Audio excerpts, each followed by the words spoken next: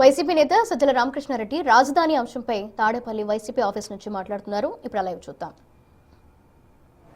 కేవలం అద్దాలకు 3,000 కోట్లు ఇంతకుముందుది తీసుకొని ఇది కూడా ఎస్ఎఫ్టీకి డివైడ్ చేస్తే 52 లక్షల ఎస్ఎఫ్టీకి ఇంకొక ఇది 18,000 రూపాయలు దాటి 18,500 18,600కు వస్తుంది ఎస్ఎఫ్టీ.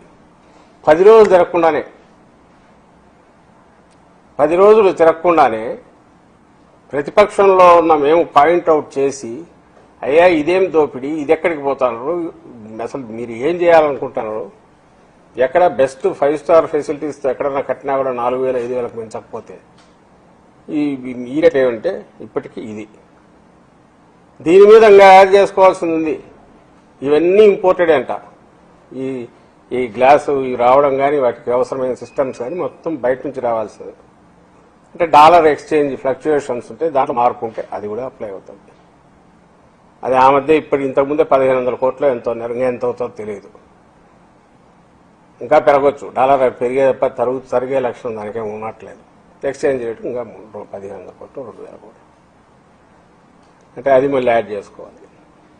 ఇంకా మనకు కనపడనివి ఏమన్నా ఉన్నాయా అంటే ఇంతకుముందు నాతో అన్నారు ఎవరో పాలవాగం ఏదో దాన్ని తీసుకొచ్చి కృష్ణా రివర్లో వాటర్ తీసుకొచ్చేసి ఈ టవర్స్ మధ్య నుంచి తిరుగుతూ అది పోయి కృష్ణా రివర్లో కలుస్తుందంట.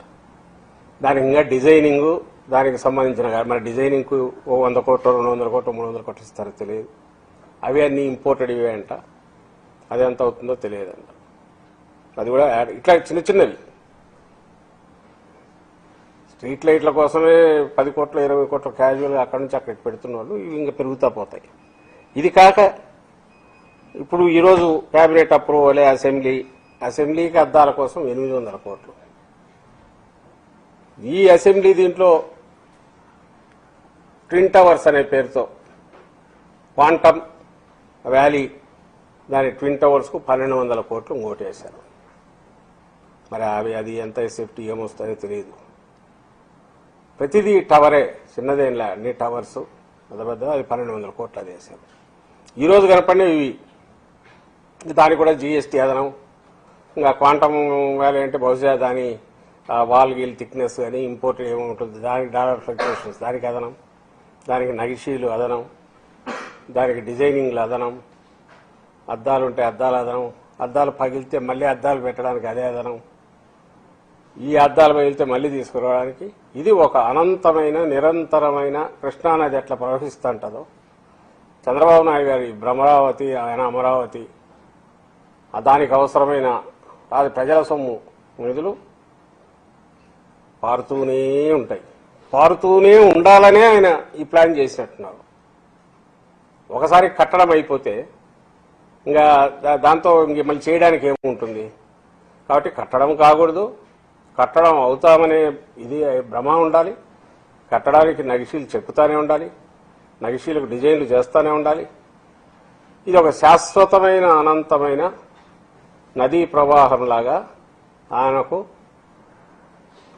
కావాల్సిన వాళ్లకు సంపద సృష్టి కోసం ఉపయోగపడాలని ఏదైతే మేము అంటున్నామో అది పచ్చి నిజం అని చెప్పి ఆయన దాపరికంగా కాదు, కన్సీల్ చేసుకుని కాదు, బహిరంగంగా మొహం మీద గుద్దినట్టు రాష్ట్రమంతా రాష్ట్ర ప్రజలందరికీ ఏం చేసుకుంటారు మీరు, నేను ఇదిగో ఇలాగే చేస్తాను అని నిన్న మనకు కేబినెట్ దీని ద్వారా చూపించారు. ఇంకొక ఆశ్చర్యం ఏంటంటే వీటి కేబినెట్ అప్రూవల్, టెండర్లకు కేబినెట్ అప్రూవల్ ఏంటంటే అర్థం కాదా.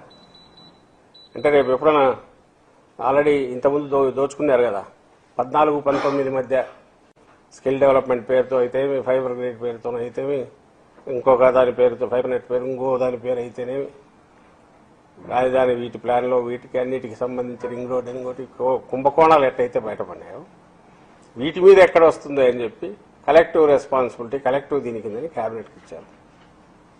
టెండర్లకు క్యాబినెట్ అప్రూవల్ ఏదో అర్థం కాలేదు.